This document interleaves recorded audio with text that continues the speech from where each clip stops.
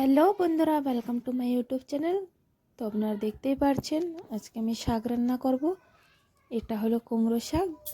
কুমড়ো শাকটাকে এখন আমি ভালো করে বেছে নেব। আজকে আমি বাঙালি কুমড়ো শাক রান্না করব। কুমড়ো শাক চিংড়ির ঝোল। তো শাকটাকে ভালো করে বেছে নিতে হবে।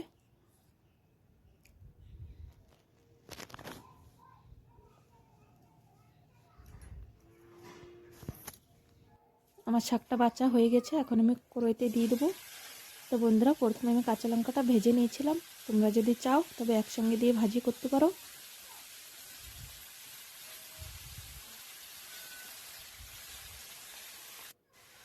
এখন আমি লবণ দিয়ে দেবো।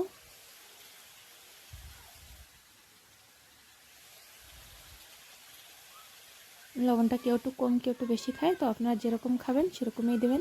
এখন আমি হলুদ দিয়ে দেবো।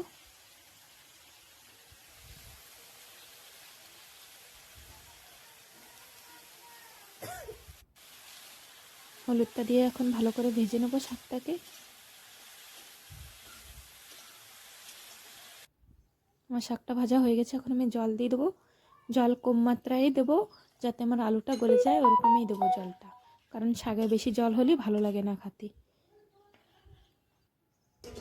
এখন আমি শাকটাকে ঢেকে দেবো।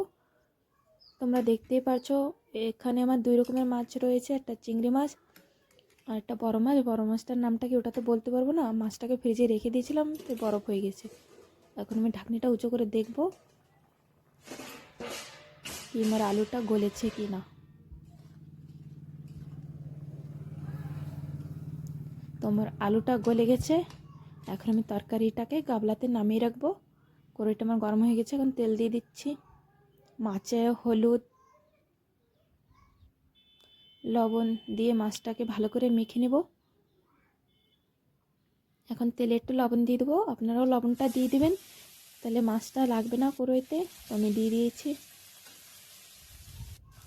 তো বন্ধুরা দেখতেই পারছো আমার মাছটা কড়াইতে লাগেনি। তোমরা অবশ্যই লবণটা দিয়ে দেবে তেলের পরে।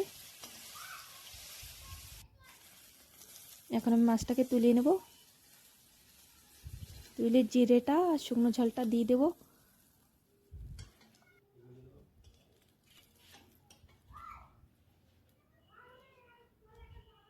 এখন তরকারিটা ঢেলে দেবো।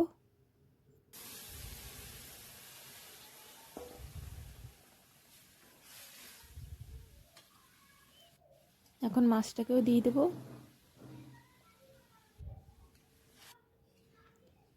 তো বন্ধুরা দেখতেই পারছো আমার তরকারিটার কালারটা কত সুন্দর হয়েছে, খেতেও একদম খুবই স্বাদ হয়েছিল।